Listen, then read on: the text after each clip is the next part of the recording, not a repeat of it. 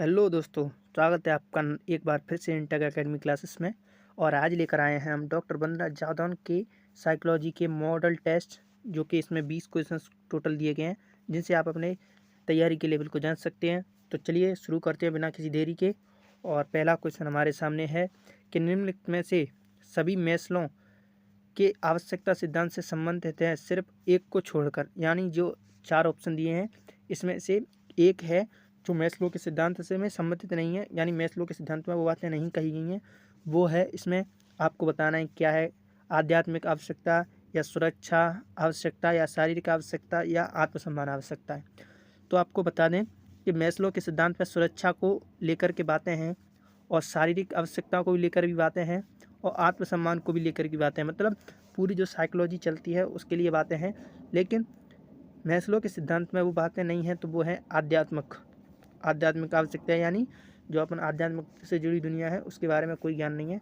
तो इसके option number हो जाएगा हमारा सही ए। चलिए बढ़ते हैं दूसरे क्वेश्चन की ओर। दूसरा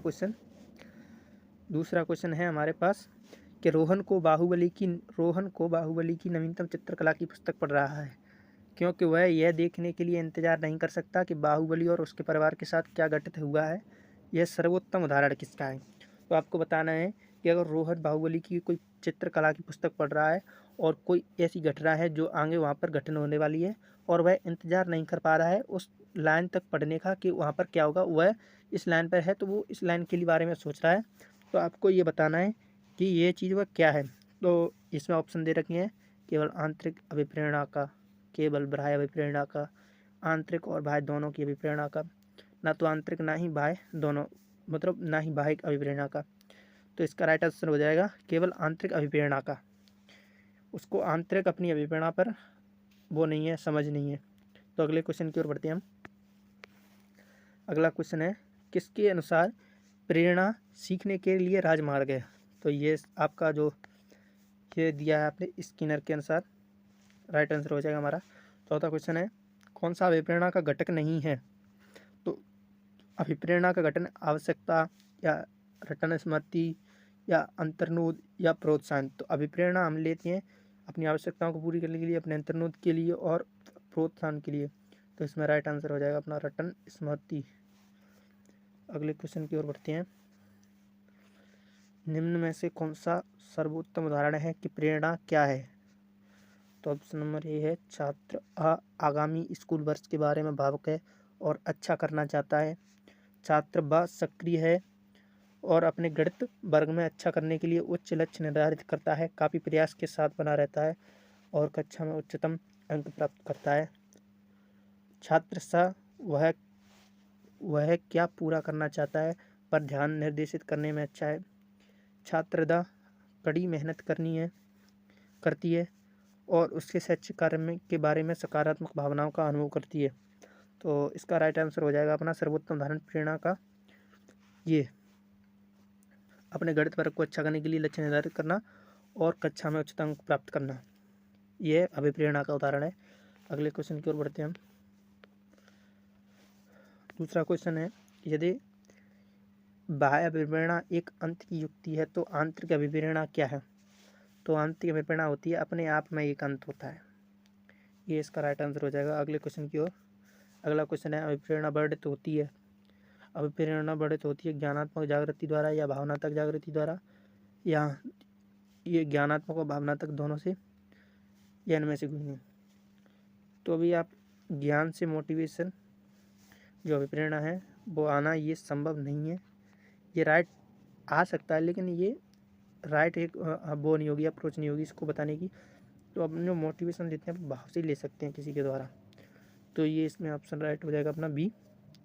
अगले क्वेश्चन की ओर बढ़ते हैं। सशक्त अभिप्रेरणा सीखने का प्रभावशाली घटक है। सशक्त अभिप्रेरणा यानी मोटिवेशन सीखने के प्रभावशाली घटक क्या है? तो इससे बालक स्वस्थ रहता है, ये गलत है शायद। और ध्यान करता है, ये भी गलत है। मोटिवेशन किसी भी चीज़ का हो सकता है। शीघ्रता से सीखता है, ये सही है। अभिप्रेरणा से अपन सीखने की चाह बढ़ती है और प्रसन्न रहता है। प्रसन्न ये नहीं पता, ये गलत है, ये भी गलत है, ये भी गलत है। तो राइट आंसर अपना हो जाएगा सी, शीघ्रता से सीखता है। अगले क्वेश्चन की ओर बढ़ते हैं। पुरस्कार एवं दंड है, पुरस्कार एवं दंड क्या है आपको बताना है। सकारात्मक प्रेरक, स्वाभाविक प्रेरक, कृत्रिम प्रेरक, अर्जित प्रेरक। तो पुरस्कार और दंड ऑलवेज पॉजिटिव हो ऐसा संभव नहीं है, ये गलत है। स्वाभाविक नहीं है, अपन देते हैं, और कृत्रिम है क्योंकि अपन देते हैं इसको। किसी आदमी, कोई आदमी या टीचर अपने छात्र को पुरस्कार देता है या दंड देता है तो यह वो अपनी मर्जी से देता है, यह कृत्रिम प्रेरक है, ना कि अर्जित। यह अपनी किसी जन्मजात या वंशगत भी गुण नहीं है, तो इसका राइट आंसर हो जाएगा कृत्रिम प्रेरक। बच्चों को सीखने हेतु अभिप्रेरित करने के लिए शिक्षक को बढ़ावा देना चाहिए। बच्चों को सीखने हेतु अभिप्रेरित करने के लिए शिक्षक को बढ़ावा देना चाहिए, मतलब बच्चों को सीखने के लिए मोटिवेशन मिले, इसके लिए शिक्षक को क्या करना चाहिए। प्रतिस्पर्धा ये सबसे नेगेटिव चीज़ है, इसके ये नहीं होती है। कक्षा में प्रथम आने वाले बच्चों को पुरस्कृत करके और सीखने हेतु उचित स्थिति और वातावरण का सृजन, सीखने हेतु उचित स्थिति और वातावरण का सृजन, कक्षा में प्रतिभाशाली की प्रशंसा करना, ये प्रशंसा करना भी गलत है।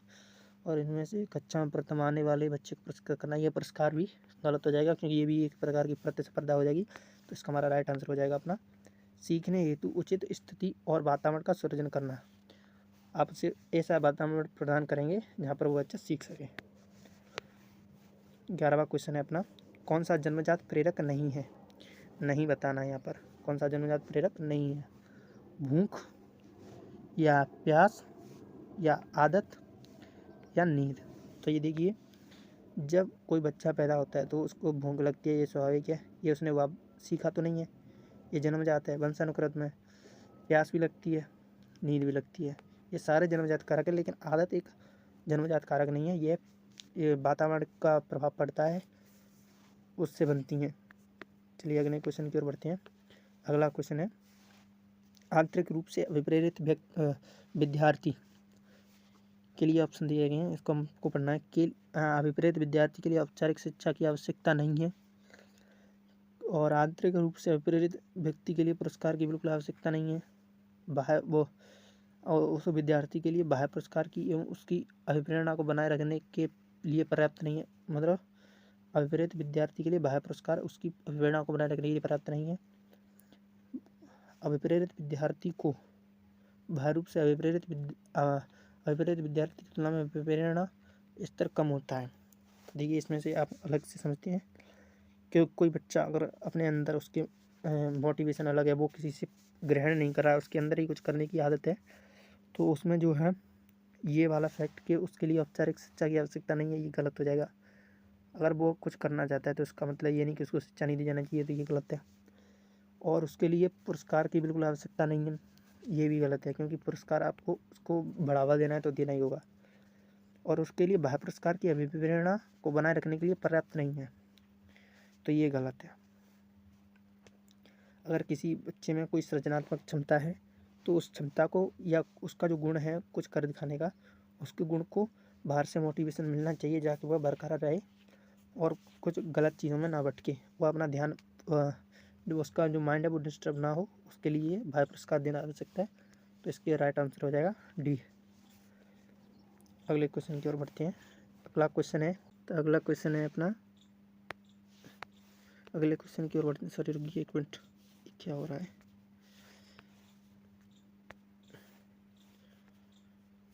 तो अगले क्वेश्चन की ओर बढ़ते हैं, वो होता रहेगा, देखते हैं। अगले क्वेश्चन में है, एक महिला ने भोजन प्राप्त करने के लिए अपने बच्चे को बेच दिया, इस खबर की किस आधार पर अच्छी तरह समझा जा सकता है। इस खबर को किस आधार पर समझा जा सकता है। तो पुनर्बलित अक्षमताओं का सिद्धांत ये नहीं है, मनोविश्लेषणात्मक सिद्धांत भी नहीं है, पदानुक्रमिक आवश्यकताओं का सिद्धांत, ये जो है राइट आंसर हो जाएगा, और मनोसामाजिक का सिद्धांत भी इसमें नहीं होगा। तो 13 में हमारा राइट आंसर जो है वो हो जाएगा सी। अगले क्वेश्चन की ओर बढ़ते हैं। एक बच्चा कक्षा में प्राय प्रश्न पूछता है, उचित रूप में इसका अर्थ बताना है कि वह क्या है। तो वह शरारती है, ये तो नहीं है। वह अधिक जिज्ञासु है, ये हो सकता है। और वह असामान्य है, ये भी नहीं है। वह प्रतिभाशाली है।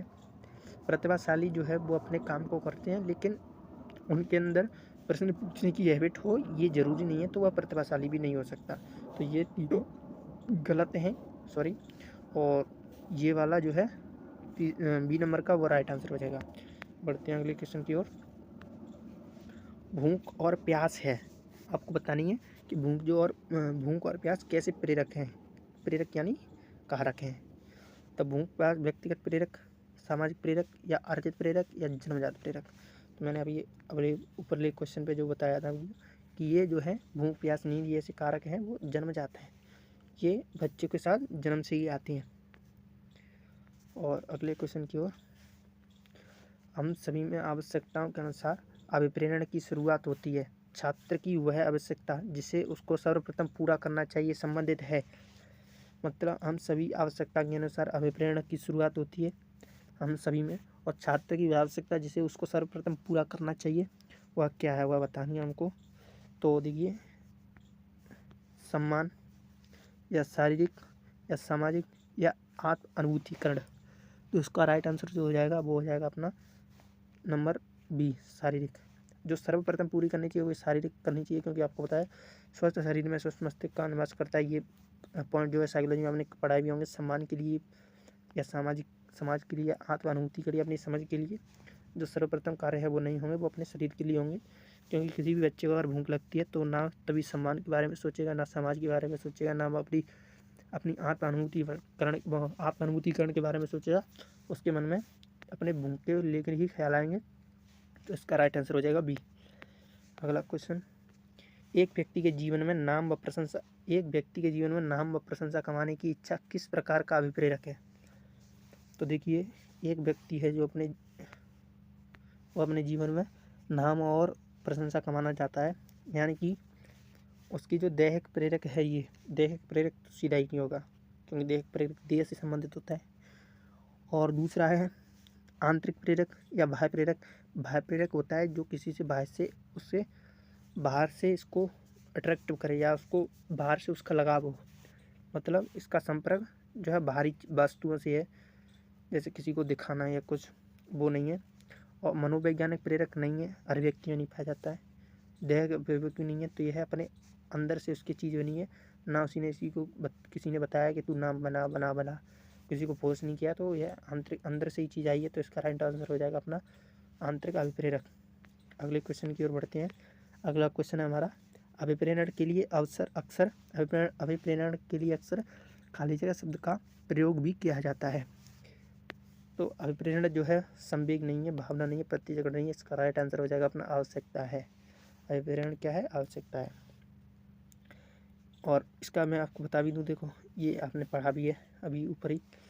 आंतरिक अभिप्रेरक, यह उसकी आंतरिक आवश्यकता है या दैविक आवश्यकता है या बाह्य आवश्यकता है या मनोवैज्ञानिक आवश्यकता है। तो ये अभिप्रेरक का ही मतलब होता है आवश्यकता। और अगले क्वेश्चन की ओर बढ़ते हैं हम। अगला क्वेश्चन है अभिप्रेरण वाला हो गया। मैस्लो के अभिप्रेरणा सिद्धांत को क्या कहा जाता है। तो अभी बताया है, आवश्यकता होता है, और मैस्लो ने भी यही सिद्धांत दिया था। अभिप्रेरणा का सिद्धांत वो आवश्यकता को ही लेकर दिया था, ना कि शारीरिक और ना अंतर्विरोध और ना दृढ़ इच्छा शक्ति। ये कोई भी नहीं है। इसका राइट आंसर हो जाएगा आवश्यकता का सिद्धांत। अगला क्वेश्चन है कि कार्य को आरंभ करने, जारी रखने और नियंत्रित करने की प्रक्रिया है प्रेरणा या संवेदना या सीखना या प्रत्यक्षीकरण। जब आप सीखते हो तो सीखने के लिए आप जब सीख जाते हो तब ठहराव हो जाता है आपका, तो जारी नहीं रखते हो। प्रत्यक्षीकरण भी नहीं है, किसी को देख कर करे नहीं, प्रत्यक्षीकरण भी नहीं है। और संवेदना भी नहीं है कि अंदर से ये संवेदना है कि इसको करना ही है, जैसे अपने भूख लगी है तो वो एकदम से हो जाएगा, नहीं। ये है प्रेरणा, मोटिवेशन है। जब किसी कार्य को अपन करते हो तो कोई प्रेरणा होती है, उसके पीछे कोई उद्देश्य होता है। तो इसका राइट आंसर फिर हो जाएगा अभिप्रेरणा। तो आज की क्लास समाप्त करते हैं यहीं पर। अब बताना आप कितने क्वेश्चन 20 में से जो है सही हुए हैं, और ये कमेंट में बताना। और वीडियो कैसी लगी, वीडियो के लिए लाइक सब्सक्राइब करना।